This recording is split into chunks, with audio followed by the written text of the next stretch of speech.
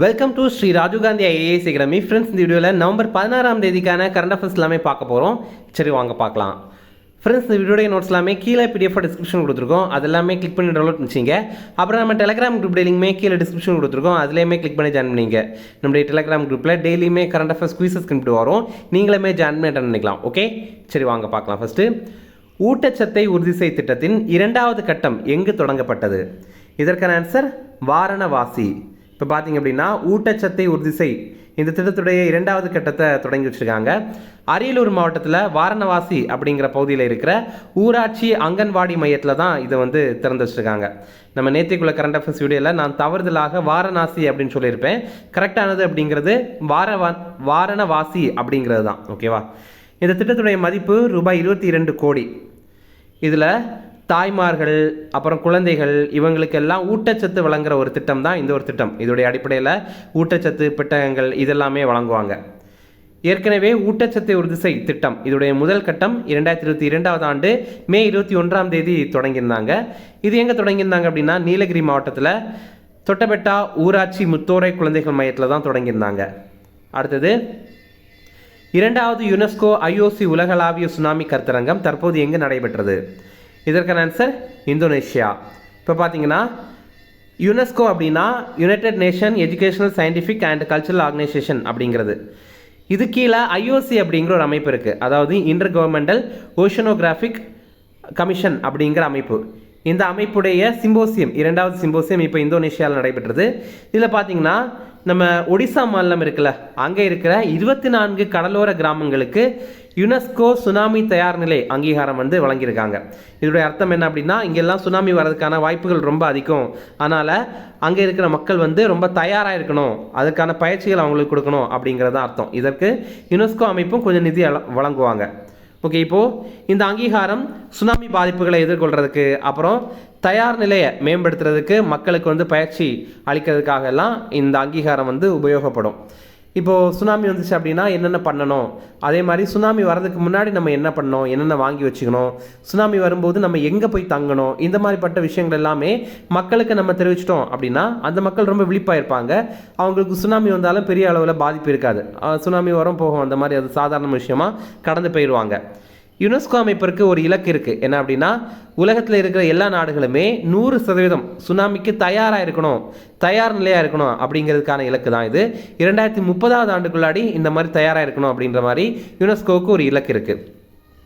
அடுத்தது, ராம்நாத் கோயங்கா எந்த செய்தித்தாளை உருவாக்கியவர்? இதற்கான ஆன்சர் இந்தியன் எக்ஸ்பிரஸ். இப்போ பார்த்தீங்கன்னா, இந்தியன் எக்ஸ்பிரஸ் அல்லது த நியூ இந்தியன் எக்ஸ்பிரஸ் அப்படின்னு இப்போ அழைக்கிறாங்க. முன்னாடி அதை இந்தியன் எக்ஸ்பிரஸ் அப்படின்னு தான் அழைச்சிட்டு இருந்தாங்க.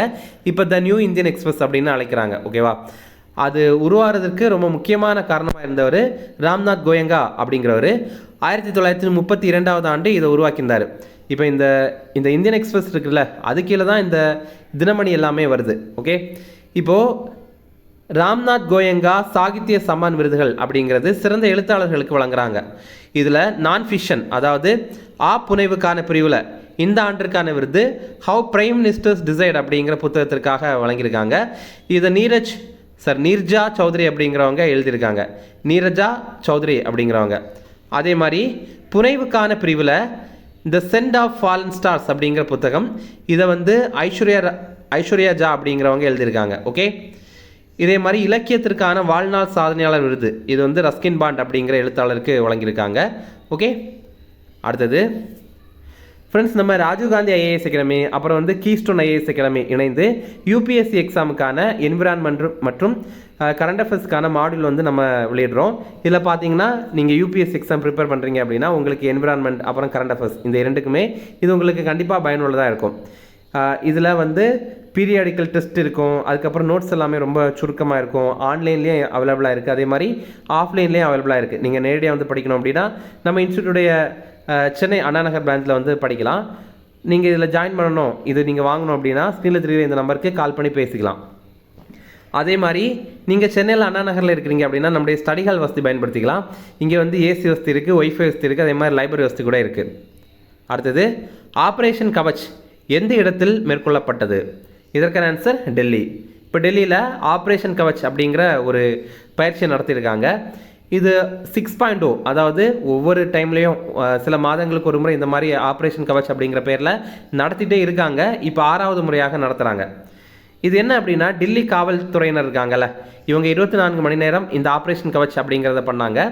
இதில் வந்து துப்பாக்கிகள், திருட்டுகள், தடை செய்யப்பட்ட பொருட்களை, போதைப் பொருட்களை வைத்திருந்தவங்க, அப்புறம் சட்டவிரோதமாக மதுபானம் விற்கிறவங்க, இவங்களை எல்லாருமே ஒரு 1224 பேரை ஒரு 24 மணி நேரத்திலேயே கைது பண்ணிட்டாங்க. அப்போது இந்த மாதிரி அடிக்கடி ஆப்ரேஷன் கவச் அப்படிங்கிறத பண்ணிவிட்டு அவங்க வந்து இந்த மாதிரி நிறைய பேரை பல்காக வந்து கைது பண்ணுறாங்க. இதெல்லாமே ரொம்ப பிரபலமானது. ஓகே, நீங்கள் படிச்சு வச்சிங்க. அதே நேரம் பார்த்தீங்க அப்படின்னா, ரயில்களில் கவச் அப்படிங்கிற கருவி வந்து பொறுத்துறாங்க. அது வேறு. அது என்ன அப்படின்னா, 2 ரயில்கள் மோதிக்கக்கூடாது அப்படிங்கிறதுக்காக தொடங்குறாங்க. ஓகேவா, அந்த மாதிரி பண்ணுறாங்க. இப்போ உங்களுக்கான கேள்வி என்ன அப்படின்னா, இந்தியாவில் இருக்கிற எல்லா ரயில்கள்லையுமே இந்த கவச் கருவியை பொருத்தணும் அப்படின்ற மாதிரி ஒரு இலக்கை நம்ம வச்சுருக்கோம். அது எந்த ஆண்டுக்குள்ளாடி அந்த இலக்கை நம்ம நிறைவேற்றணும் அப்படின்னு வச்சுருக்கோம் அப்படிங்கிறது உங்களுக்கு தெரியும்னா கமெண்ட்ஸில் சொல்லுங்கள். அடுத்தது, தற்போது எங்கு 1000 கோடி ரூபாய் மதிப்பில் காலணி உற்பத்தி தொழிற்சாலை அமைய அடிக்கல் நாட்டப்பட்டது? இதற்கான ஆன்சர் மகிமைபுரம். இந்த மகிமைபுரம் அப்படிங்கிறது அரியலூர் மாவட்டத்தில் தான் இருக்குது. இங்கே வந்து காலணி உற்பத்தி தொழிற்சாலை வந்து அமைக்க போகிறாங்க. 130 ஏக்கரில் ரூபாய் 1000 கோடி மதிப்பில் இதை அமைக்க போகிறாங்க. இதில் பார்த்தீங்கன்னா தைவான் நாட்டை சேர்ந்த டீன் ஷூஸ் அப்படிங்கிற நிறுவனத்துடைய காலணி உற்பத்தி தொழிற்சாலை தான் அமைக்க போகிறாங்க. இதற்காக முதல்வர் மு க ஸ்டாலின் அவர்கள் வந்து அடிக்கல் நாட்டியிருக்காங்க. அடுத்தது சில ஷார்ட் நியூஸ் ரிஃபரன்ஸ், அதையுமே பார்க்கலாம். ஜப்பானுடைய இளவரசியான யூரிகோ அப்படிங்கிறவங்க தன்னுடைய 101வது வயதில் இப்போ மரணம் அடைந்துட்டாங்க. அவங்களுக்கு நிமோனியா பாதிப்பு இருந்ததுனால இறந்துருக்கலாம் அப்படின்ற மாதிரி இப்போ வந்து சொல்கிறாங்க. ஜப்பானுடைய பிரதமர் யார் அப்படின்னா ஷிகரு இஷிபா அப்படிங்கிறவர்.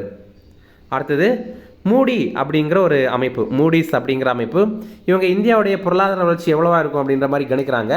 இப்போது உலக வங்கி, அப்புறம் வந்து IMF அமைப்பு, அதுக்கப்புறம் நம்ம இந்திய ரிசர்வ் வங்கி, இவங்க எல்லாம் இந்தியாவுடைய பொருளாதாரத்தை கணிக்கும் போது இந்த நிதியாண்டில் எவ்வளவு இருக்கும், அந்த நிதியாண்டில் எவ்வளோ இருக்கும் அப்படின்ற மாதிரி தான் கணிப்பாங்க. 2024-25 நிதியாண்டில் நம்ம இந்தியாவுடைய பொருளாதார வளர்ச்சி எவ்வளவா இருக்கும் அப்படின்னு கணிப்பாங்க.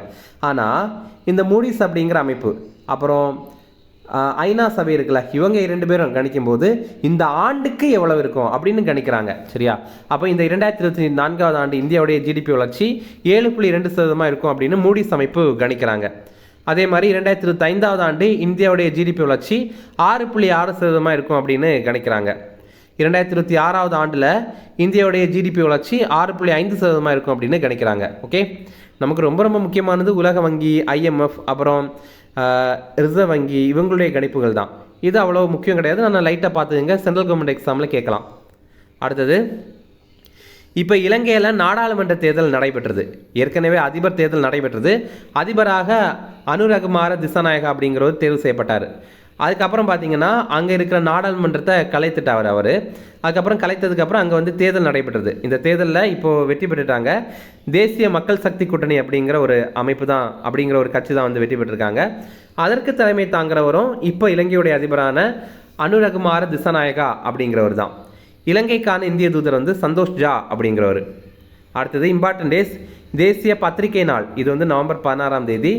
இந்த ஆண்டுக்கான கருப்பொருள் பத்திரிகையின் தன்மையை மாற்றுதல் அப்படிங்கிறது தான். Changing nature of the press அப்படிங்கிறது. பத்திரிகை அப்படிங்கிறது ஜனநாயகத்துடைய 4வது தூணாக கருதப்படுது. நமக்கு தெரியும், ஜுடிஷியரி ஒரு தூண், அதுக்கப்புறம் வந்து எக்ஸிக்யூட்டிவ் ஒரு தூண், அதுக்கப்புறம் வந்து லெஜிஸ்லேட்டிவ் ஒரு தூண், அதே மாதிரி மீடியா கூட, இந்த ப்ரெஸ் கூட வந்து ஒரு தூண் தான்.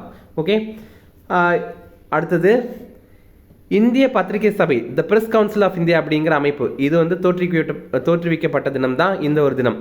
நவம்பர் 16ஆம் தேதி 1966வது ஆண்டு இதை வந்து தோற்றுவித்திருந்தாங்க.